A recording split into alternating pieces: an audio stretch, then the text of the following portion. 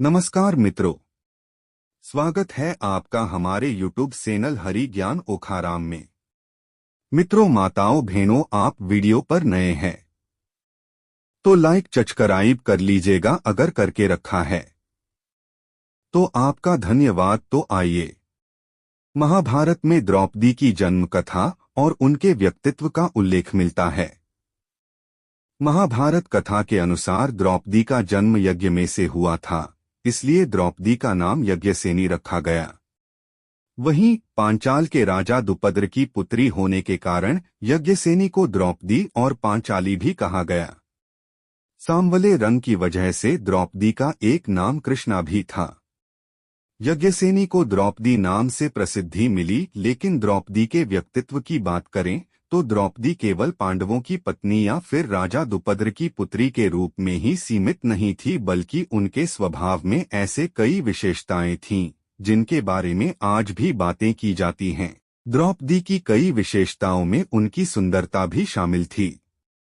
महाभारत की कहानी के अनुसार द्रौपदी की सुंदरता के बारे में इंद्रलोक की अप्सराएं भी चर्चा करती थीं, लेकिन वे भी द्रौपदी की सुंदरता के रहस्यों को नहीं जान पाती थीं। आइए जानते हैं द्रौपदी की सुंदरता की विशेषताएं। द्रौपदी का रंग सांवला और उनके नैनांश इतने मनमोहक थे कि उन्हें देखने वाले देखते रह जाते थे।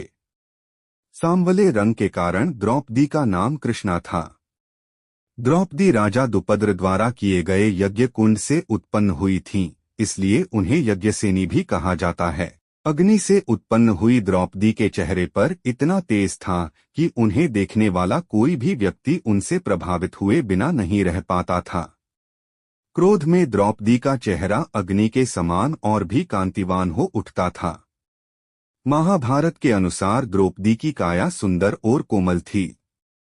उनकी त्वचा किसी शिशु के समान थी, लेकिन जब द्रौपदी को क्रोध आता था या फिर बल की आवश्यकता होती थी तो कोमल द्रौपदी कठोर मांसपेशियों वाली यज्ञसेनी बन जाया करती थी।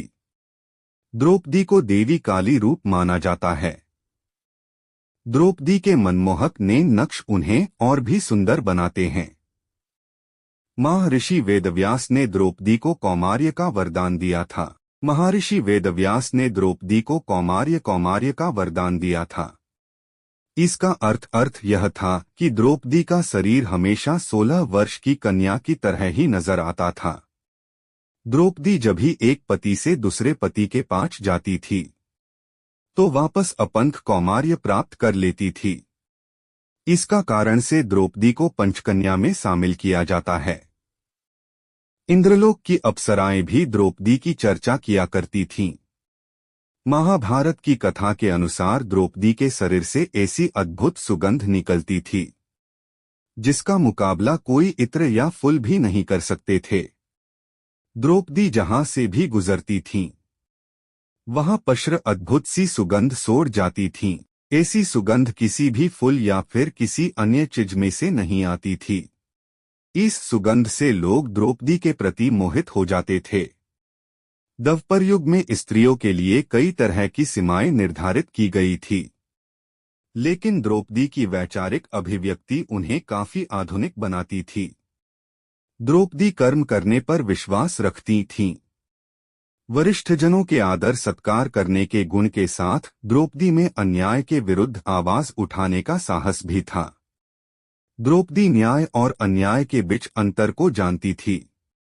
यही कारण है कि जब द्रौपदी का भरी सभा में अपमान हुआ तो द्रौपदी ने न्याय की मांग की और कुरुक्षेत्र की रणभूमि पर न्याय और कन्याय के बीच युद्ध हुआ। द्रौपदी केवल सुंदर और वैचारिक अभिव्यक्ति वाली स्त्री ही नहीं थी, बल्कि द्रौपदी के पास के ही गुण और अद्भुत कलाएं भी थी। द्रौपदी बहुत भावुक होने के साथ बुद्धिमान भी थी। साथ ही द्रौपदी को नृत्य, गायन, पाठशाला, राजनीति, समाजशास्त्र आदि विषयों का ज्ञान भी था। द्रौपदी जीवन के विपरीत समय में भी सकारात्मक रहने का प्रयास करती थी। जैसे पंचाल नरेश की पुत्री द्रौपदी विपरीत समय में वन में संघर्ष करती रही, लेकिन उन्होंने कभी कर्म करना नहीं छोड़ा और हिम्मत नहीं हारी।